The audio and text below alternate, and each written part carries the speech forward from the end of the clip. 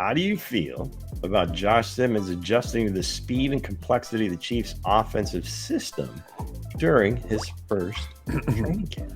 Blitz podcast where the real fans unite. Every touchdown scored, reignite the night. From tailgate chatter to post-game debate, we love our Chiefs, yes, never too late.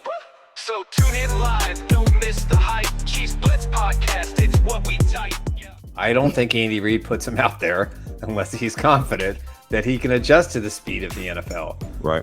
I said this very plainly, and I think people need to pay attention to what I'm about to say again. In the time between the mandatory minicamp and training camp, Josh Simmons was at the facility every single day. He wants to be the starting left tackle.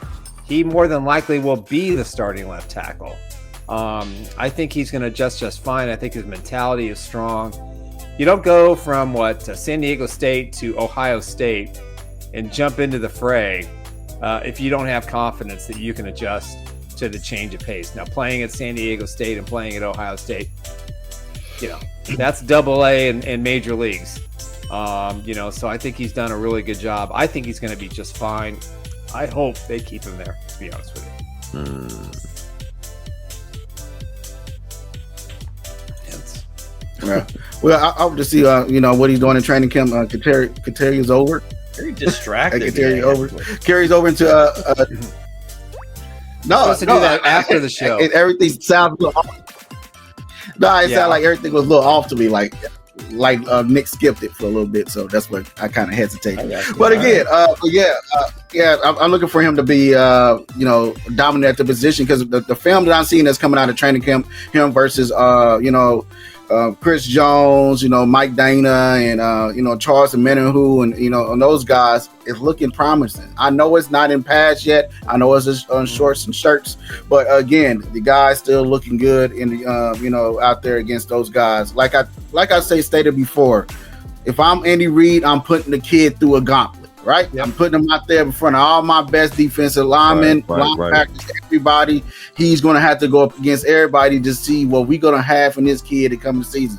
Now, looking at the film I've seen so far, that's coming out of training camp, the kid is owning up to the word that everybody else has said, that him coming out of college, that he could be a steal. Now, he could be a steal. Now, we're going to have to see what he do with pads on. I can't wait to see that day when you first hear that them pads crack together. It's training camp is getting real. Boom. Football is around the corner. So if him doing great in training camp, we kind of knew this was happening because Mango banged on a goddamn drum all the way. Mango was all the way in the draft room of the Kansas City Chiefs, flying on the wall with his drone to know when Josh Simmons was coming. And now, he's here. I know Kareem probably in the chat going to say, it's still an F. It's still an F. But we don't believe in that. Well, I believe with the man, if the kid is out there doing good against Chris Jones, and Amari Locke, a.k.a. parking lot, and everybody else, he's the real deal. So we have to see when the pads come on, what happens after that. And sorry if I was distracted, guys. I was hearing double sound in my background, so I fixed it. That's all right. With that as well. So go ahead. Hey, man, slow and easy wins the race, and gentlemen. Let that man really get the feel for the offensive scheme and the plays and whatnot. Just let him take his time. His time, man. There's no rush. Let him take his time. I feel like the more reps he gets, the more he gets, he'll be just fine, man. But I believe he can adapt to the speed of it. You know what I'm saying? Just let him take his time, let him get his feet wet, and then we'll take it from there. Yeah, by all accounts, anytime he's been on the field, there's been nothing but praise. Now, you're typically not going to get many guys get called out by the coaches, during press availability. Who's number 91? Especially at this stage of the game. But the speed, the pop, everything else is there. This guy, we've said it ad nauseum. I mean, if he wasn't hurt during the course of the year, he was going to be, in my opinion, a top 10 pick. Arguably, and it may not even be that big of an argument just because of the size and speed over the kid from LSU that went 5th. He could have been the first offensive tackle off the board. So no it question. It was just a matter of him being healthy. Now, how good is he going to be? I don't know. That's just talking about the draft. Everything to this point seems like it's on pace because one, it wasn't expected that he was going to be ready to rock and roll at the beginning of camp. It wasn't expected that he was going to be plugged in there right away. I wasn't expecting he's this. Probably still there, even if Jawan Taylor is healthy. Probably, right? Mm-hmm. So that tells you a lot. And then we'll see, once the pads come on, does anything change? I don't expect it to.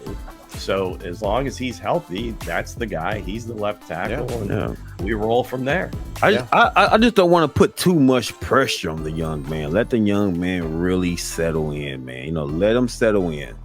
We ain't got time, man. Yes, you do. You got time, and you rush somebody today. What is I think he puts enough pressure on himself, to be honest with you. Ain't no time out here to settle in. You coming out here protecting one guy, and that's Patrick Mahomes. We all know what we see. Ain't no time to settle in. Put the young man in the gauntlet and see what he's in. Right? You say, hey, you put on the big boy pads, you go out here and you ball out. So I'm ready for this kid to ball out. Impatience, man. Then the tortoise beat the bunny. Then the tortoise beat the bunny. Tired of the knee. Have patience, baby. Tired of the knee. Yeah, I think after what 2 or 3 plays, Wanye Morris was going to be like shipped to Siberia. Kingsley misses a few blocks. Get him out of here. Who's next? Now we got to be patient. Right, that's what I'm saying. They are going to be patient, and I think they will. I don't know that anybody is putting pressure on them. I mean, we speak glowingly of it because of just how difficult it's been to get somebody to play at an effective level for an extended period of time, and it's the most important position on the field outside of Patrick in terms of the offensive line. But everything looks the way it should at this point. There hasn't been any setbacks health-wise or missteps or anything like that. So again, we'll see. Sunday will be the first test. Pads on, whatever. Just be solid. Everybody's going to turn. Just even putting the pads on will turn up everybody's speed even that much more. Because now it's like, all right, everybody's job's on the line here. You got to come out and show what you can do, or you're going to be out of here. So, it should be fun. So basically, what y'all saying, just throw him in there. Hell, throw him in there, left tackle, whatever, left tackle, right tackle. Throw him in there. Let the man learn the concept. Let the man learn the skills, man.